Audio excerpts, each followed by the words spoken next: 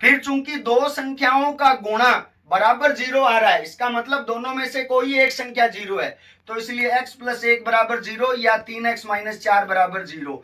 फिर यहां से आ गया x बराबर -1 या 3x बराबर 4, -4 इधर आया तो 4 आ गया। और फिर अगला स्टेप आ गया x बराबर 4/3। x की दो वैल्यू आ गई अपने पास में, ये इस द्विघात बहुपद के दो शून्यक आ गए, तो अतः अल्फा बराबर -1 व बीटा बराबर 4/3, ये दो शून्यक हैं। अब उसके बाद में अपन ने लिखा दिया गया बहुपद ये वाला 3x² -x -4, और इसके नीचे मैंने लिखा द्विघात बहुपद का व्यापक रूप ax² + bx + c। अब इससे यदि तुलना की तो a बराबर आया 3, b बराबर -1, c बराबर -4, ये गुणांक हैं।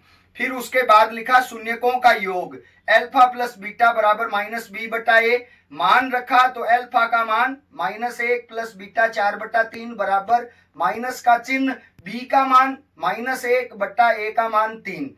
फिर उसके बाद में 1 और 3 का लय से लिया तो 3 आ गया, 3 में 1 का भाग दिया 3 बार गया, फिर 3 का गुणा ऊपर वाली संख्या से किया तो -3 प्लस, फिर 3 में 3 का भाग दिया 1 बार गया, 1 गुणा 4 तो 4 बराबर, इधर माइनस माइनस प्लस हो गया और बच गया 1/3।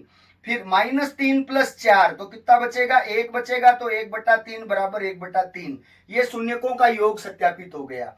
फिर उसके बाद आता है शून्यकों का गुणनफल अल्फा गुणा बीटा बराबर c/a।